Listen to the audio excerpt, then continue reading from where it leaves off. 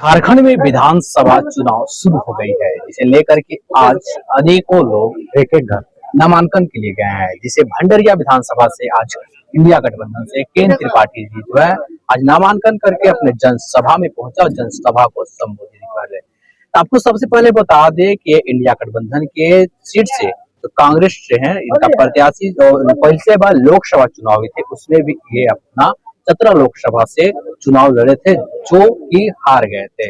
उसके बाद अभी विधानसभा चुनाव आ गई है और विधानसभा चुनाव में यह डाल्टेन भंडरिया विधानसभा से आज नामांकन करके आए हैं और जनसभा को संबोधन किए हैं। आपको बता दें कि यह जो जनसभा ये संबोधन किए हैं और चुनाव को लेकर ये क्या तैयारियां चल रही है और कैसे तैयारी कर रहे हैं। सबसे पहले आपको बोल न्यूज़ में स्वागत है।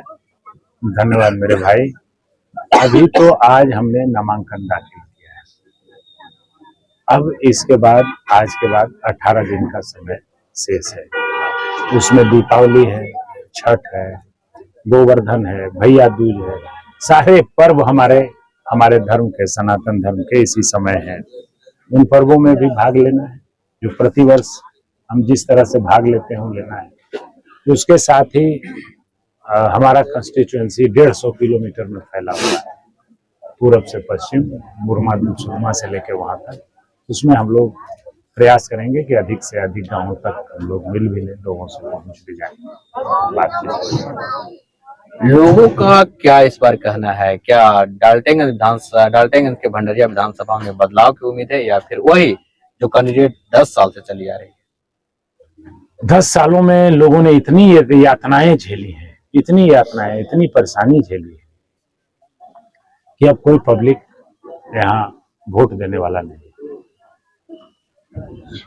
इस बार यही नारा लगा रहा था। अभी जब हम जा रहे थे तो आप भी सुने होंगे कि 10 साल भूलेंगे नहीं, 5 साल छोड़ेंगे नहीं। जो निकल के लोग देखे कि हम जा रहे हैं और जुड़ते गए, 5000 लोग जा रहे थे मेरे साथ और सब यही नारा लगाते जा रहे थे। मुझे लगता है कि लोग 5 साल अपना ले लेगा और हमें बैठाएगा विधानसभा में। ऐसा लोगों के उत्साह को देखते हुए हर जगह ऐसा महसूस हो रहा है। क्या कमी रह गई है अभी जब आप क्षेत्र में घूमे थे हैं तो क्या कमी देखने को मिल रहा है आपको? कमी क्या, कुछ 10 साल में हुआ नहीं। मैं जहाँ छोड़ा था वहीं पे है। जैसे कि मैंने पुल बनाया था चेड़ाबाग में, उसका अप्रोच रोड नहीं बन सका, जो कि विधायक कोटा से भी 10-20 लाख लगा कर बनाया जा सकता। वो अप्रोच रोड आज तक नहीं बन सका। तो आप अनुमान लगा सकते हैं जहाँ जहाँ मैंने पुल बनाया, मैंने अवसाने में पुल सैंक्शन किया बनाया, वहां अप्रोच रोड नहीं बन पाया। तो जहां जहां हमने पुल बनाया उन पुलों का अप्रोच रोड 10-20 लाख लगा के नहीं बनाया जा सका। जहां हमने सड़कें बनाई उस सड़कों से कोई कनेक्टिविटी सड़क नहीं निकल पाई। अब मैंने एक सड़क बनाया था, मैंने कई सड़कें बनाई चैनपुर से हुटार तक। अब चांदो के रंगैनिया टाड़ से मुड़ के हुटार की ओर जाता है। अब रंगैनिया टाड़ से औसाने तक 10 साल में रोड नहीं बन पाया। तो ऐसे बहुत सारी जनता की परेशानियां हैं। अंचल, ब्लॉक अनकंट्रोल, जनता का शोषण, पैसा लेना, थाना अनकंट्रोल, ये सारी घटनाएं 10 साल से जनता त्राय करती रही। विधायक अपना मोबिलाइज होते रहे, वहां के कर्मचारी और पदाधिकारियों से जनता का शोषण होता रहा। ये सारी घटनाएं घटी हैं।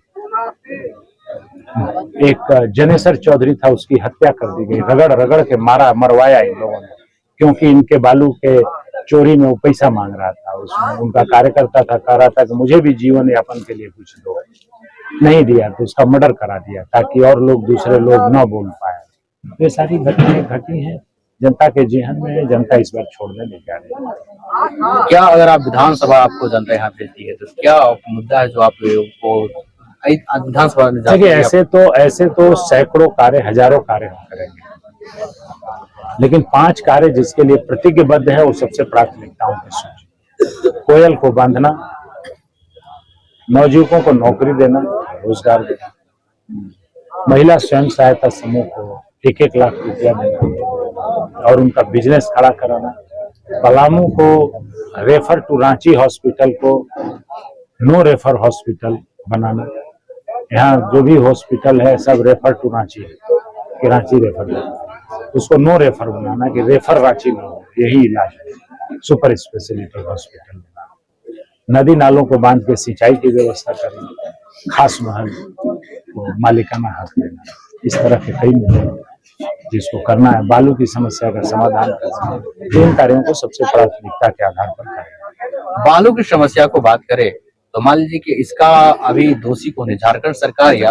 हमको एक चीज बताइए, ये जब विधायक डाल्टनगंज का विधायक प्रतिदिन सैकड़ों ट्रक बालू चोरी करके और बेचता हो ले जा करके, तो ये बात कैसे उठाएगा कि बालू पर कानून बनाइए, बालू पर नीति बनाइए। जब हेमंत सोरेन जी चले बालू पर नीति बना ली, उसको पकड़ करके जेल में डाल दिया। नया मुख्यमंत्री आया, समझ रहा था, तब तक वो मुख्यमंत्री को ले गया अपने साथ खरीद कर। तो सरकार को अस्थिर करने के जिस दिन बनी उसी दिन से लोग प्रयास करते रहे और इनके विधायक बालू बेचने में मस्त रहे। ये लोग विधानसभा में एक क्वेश्चन उठाइए तो पलामू के 5 भाजपा के विधायक थे, उन 5 विधायकों में से एक का उठाइए पलामू जिले कि कौन विधायक ने वहां कहा कि बालू का जनता खरीद रही है 4000 में और हमारा विधायक भाजपा का बेच रहा है 1.25 लाख में। एक ट्रक 1.25 करोड़ का बालू डेली बेच रहा हो और जनता 4000 रुपया ट्रैक्टर खरीद रही हो। उठाना किसको है? विधायक को उठाना है ना, सरकार से लड़ना विधायक को है। सरकार गिराने की कोशिश एक तरफ, दूसरे तरफ बालू बेचो पैसा कमाओ। पिछले बार विधानसभा चुनाव में आपकी एक तस्वीर काफी वायरल हो रही थी, जो कि आप हाथ में बंदूक लिए नजर आए थे और काफी पत्थरबाजी भी हुई। वो होशियारा बूथ की घटना थी, वहां हम लोग गए थे। वहां गए, मेरे गाड़ी में लाइसेंसी पिस्टल रखा हुआ था और करीब 18-20 हजार रुपया पड़ा हुआ रखे हुए। तो 100 मीटर दूरी पर गाड़ी खड़ा किया था, उस पर पथराव किया गया। ड्राइवर वो 18,000 रुपया और वो लाइसेंसी पिस्टल लेकर के भागते हुए मेरे पास आए। मेरे अलार्म का लाइसेंस है, मैं कस्टडियन हूँ, मुझे लेना मेरे हाथ में, मेरा कर्तव्य है अपना हथियार। और हमने लिया, ये लोग फोटो खींच के और वायरल कर दिया कि गोली चला दी, जबकि गोली उली कोई चली नहीं। झूठ, IT सेल भाजपा का झूठ फैला दिया और हमको वोट को तोड़ दिया।